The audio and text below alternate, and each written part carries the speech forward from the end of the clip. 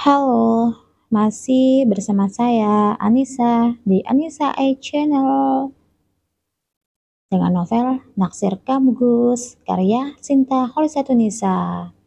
Di part kali ini menceritakan bagaimana tiba-tiba saja Naira yang menemukan sebuah pesan dari Neng Marwah.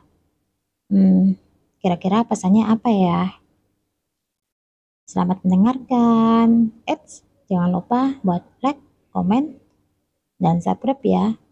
Share ke teman-teman kamu juga.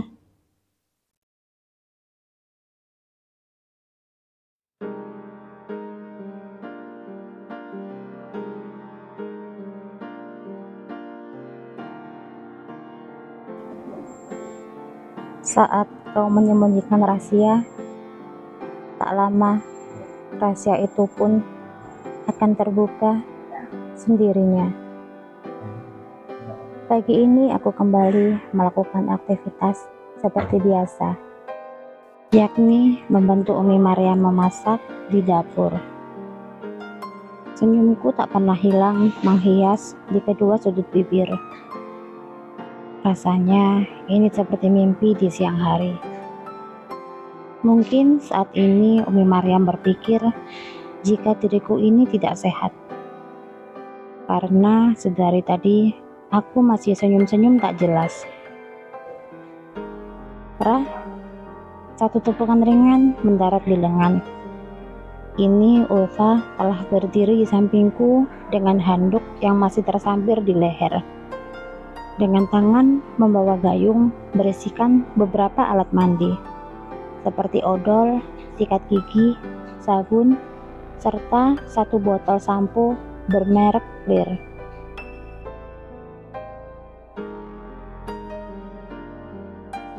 Loh, Fa, kok di sini? Tanyaku padanya dan hanya mendapat anggukan saja. Tadi habis mandi, tidak sengaja lewat sini. Lihat kamu lagi bantu-bantu Umi masak. Jadi yowes, aku mager aja. Ucapnya diiringi cekikikan, karena ia menyadari jika dirinya masih membawa alat mandinya.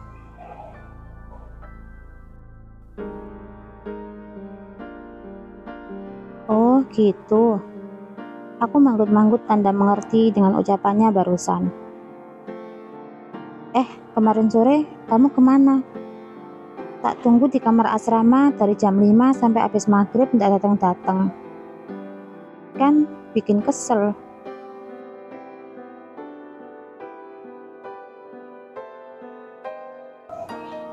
Iya maaf, kemarin sore itu diajak gosilan pergi ke nikahannya temennya, Fa. Pulangnya udah jam 9 malam. Jadi aku ndak ke asrama. Maafin ya, tuturku padanya. Sementara bibirnya masih mengerucut ke depan, seperti seekor bebek. Cie, sautnya pelan. Dan hanya aku dan Ulfa yang mendengarnya saja. Sebab yang lainnya begitu serius dengan masakannya. Termasuk Umi Maryam yang terlihat serius dengan wajan penggorengan di depannya. Sementara mbak-mbak dalam saat itu juga malah asyik mengobrol. Dan untung saja mereka tidak mendengar ucapan Ulfa barusan.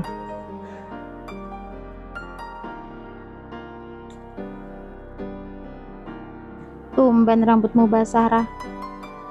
Gerutuk Ulfa seketika. Dengan cekatan segera kubungkam mulutnya dengan tempe goreng. Dan itu membuatnya tidak bisa berbicara lagi. Biarkan saja seperti itu. Sebab ia melontarkan kata-kata yang mungkin saja bisa membuat semua orang akan menatap ke arahku. Termasuk Umi.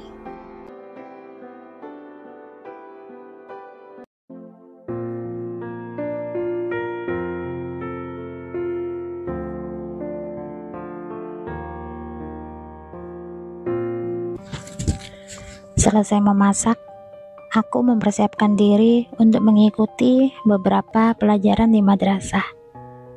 Dimulai dari kajian kitab tajwid, nahwu sorof, dan tartil murojaah ayatan.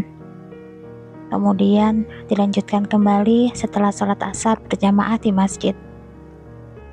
Tapi sebelum itu, ku persiapkan terlebih dulu keperluan Guzilan mengajar, mulai dari baju koko, sarung, kopiah, serta kitab Nurul Dalam. Kitab yang akan diajarkannya kepada santri Pondok Putra.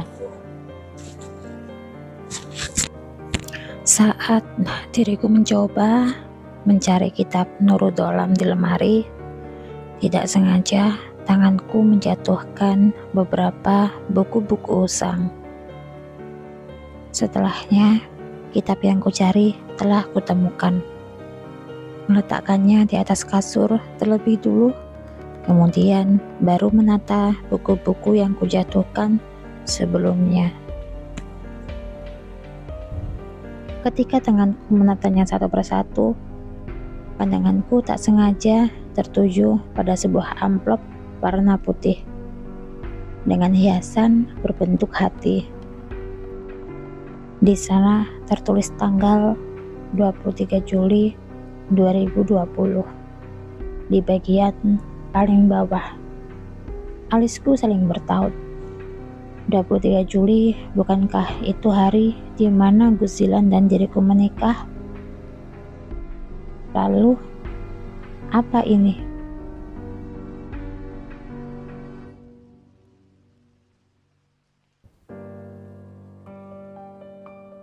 Kulangkahkan kaki ke arah ranjang, kemudian mendudukkan diri di sisinya dengan tangan yang masih membawa amplop tersebut. Kira-kira apa isi amplop ini? Sepertinya begitu istimewa, sampai-sampai Guzilan menyimpannya. Tanganku perlahan membuka lipatan-lipatan pada kertas, membaca dari awal kalimat sampai menemukan sebuah kalimat yang sangat mengejutkan bagiku. Di sana tersemat nama Novalia Marwah. Jadi surat ini dari Neng Marwah, dan selama ini Guzilan menyembunyikannya. Kenapa? Tidak bolehkah aku mengetahui semuanya, termasuk surat ini? Ah iya, aku lupa. Guzilan baru saja menerimaku, bahkan baru saja menyentuhku. Jadi untuk memberitahuku tentang ini semua, itu sangatlah mustahil. Suara pintu terbuka. Dengan segera, tanganku mengembalikan surat itu ke dalam amplop dan menyembunyikannya di bawah bantal. Semoga saja Guzilan tidak mencari amplop itu di lemari. Loh, Rah, kok tidak siap-siap? Tanya Guzilan sembari mengambil handuk yang tersampir di penggantungan lemari pakaian.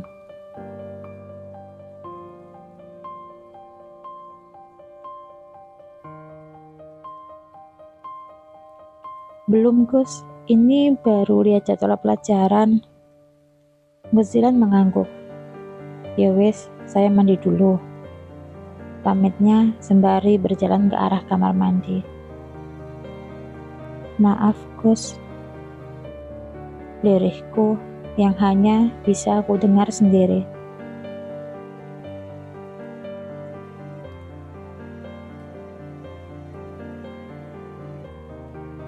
Setelah menunggu Guzilan mempersiapkan diri terlebih dahulu, akhirnya aku pun mempersiapkan diri juga untuk mengikuti pelajaran di madrasah. Saat kakiku melangkah keluar dari kamar mandi, mataku melihat Guzilan yang masih duduk di sofa, sedang tangannya memegang sebuah koran. Guzilan kok belum pergi mengajar? Tanyaku sembari berjalan ke arah lemari, menggantung handuk di dalamnya.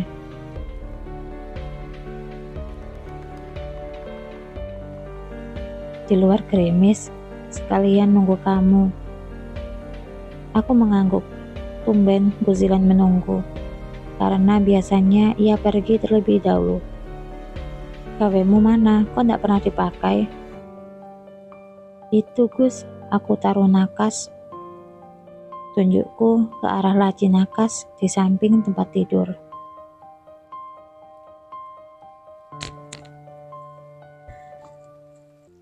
Oh ya wes, ayo keburu hujannya terus. Aku kembali mengangguk, mengiyakan ajakan Gozilan. Rasanya bingung sekali. Kenapa sikap Gozilan seperti ini? Tanpa berpikir dua kali, aku pun mengikuti langkah Gozilan dari belakang. Benar, di luar hujan begitu deras. Sampai-sampai udara begitu dingin merasuk ke dalam tubuh. Aku menggigil dibuatnya. Menggosokkan kedua telapak tangan untuk meredakan rasa dingin di sekujur tubuh. Alhasil, tubuhku makin menggigil karena kedinginan.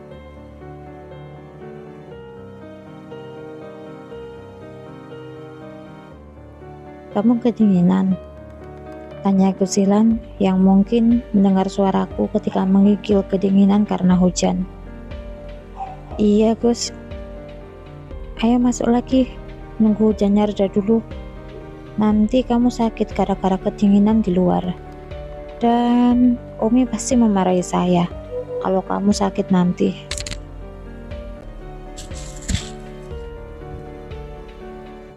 Kami kembali masuk ke dalam, menunggu hujan reda terlebih dulu.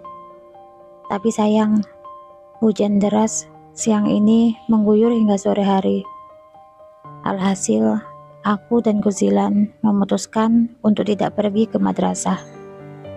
Apalagi sekarang rasanya aku mulai terserang flu karena tadi sempat kedinginan. Malam ini aku menidurkan diri di kasur. Hawa dingin masih terasa di sekujur tubuh. Selimut tebal kini menutupi seluruh tubuh, dan hanya kepala yang masih terlihat. Kedua mata pun memanas, serasa ingin menangis. Di saat bersamaan, Gozilan datang dengan membawa satu nampan besikan air putih dan satu mangkuk yang masih mengumpulkan asap. Makan dulu Rah, habis itu buat istirahat lagi, biar nanti tak belikan obat. Tutur Gozilan sembari menaruh nampan itu di atas nakas, samping tempat tidur. Nanti ya Gus, saya tidur dulu.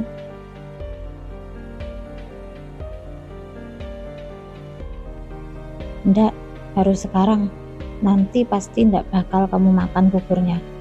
Bangun dulu, nanti saya suapin. Bongkas Gozilan dengan ucapannya itu tidaklah bisa diganggu-gugat olehku. Akhirnya aku terpaksa membangunkan diri, lalu duduk menyenderkan pinggang ke belakang.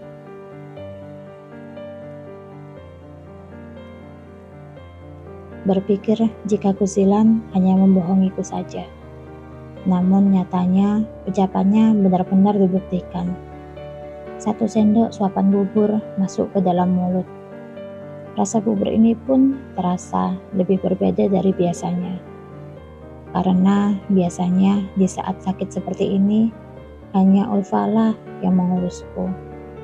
Mulai dari makan sampai minum obat sekaligus.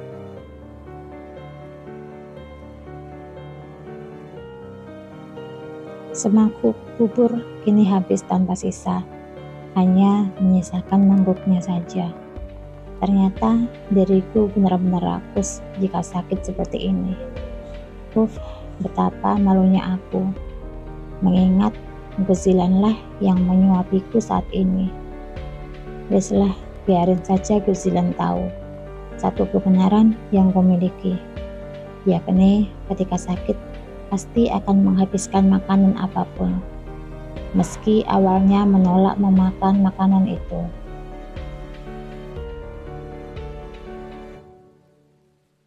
Sudah, istirahat lagi aja Rah, biar saya yang bawa ke dapur, sekalian beli obat flu sama obat demam buat kamu. Kalau butuh apa-apa, manggil Umi atau Naila. Ya sudah, saya keluar.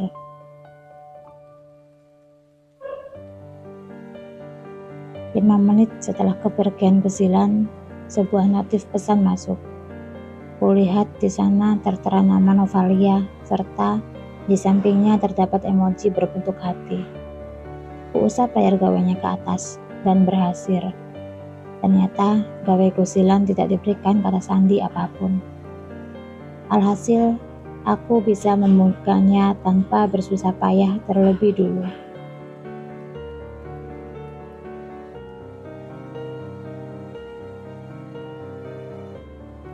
Kira-kira pesan apa yang dikirimkan Ning Marwa pada Guzilan? Rasa penasaran pun hinggap di hati. Apa boleh aku membuka aplikasi berwarna hijau tersebut? Kuhela napas perlahan, kembali berpikir untuk kedua kali. Dan baiklah, akan kubuka pesan itu. Mungkin saja itu pesan yang penting.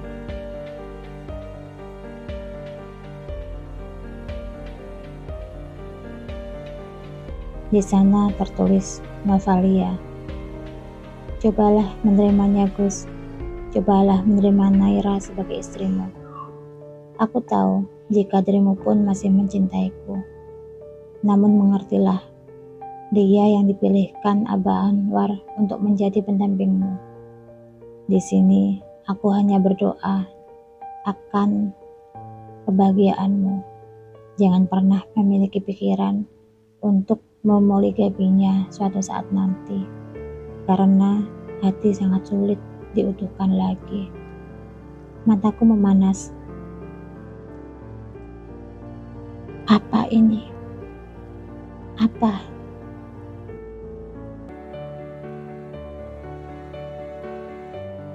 Cuplikan part selanjutnya. Zilan ke rumah sakit, Nduk. Akhirnya Umi menjawab pertanyaanku. Setelah beberapa saat yang lalu, Umi masih diam tanpa alasan, meski jawabannya sedikit ada kebohongan. Rumah sakit, Mi, ucapku dan mendapat anggukan dari Umi Maryam. Siapa yang sakit? Tanyaku lagi, membuat wajah Umi seketika menegang.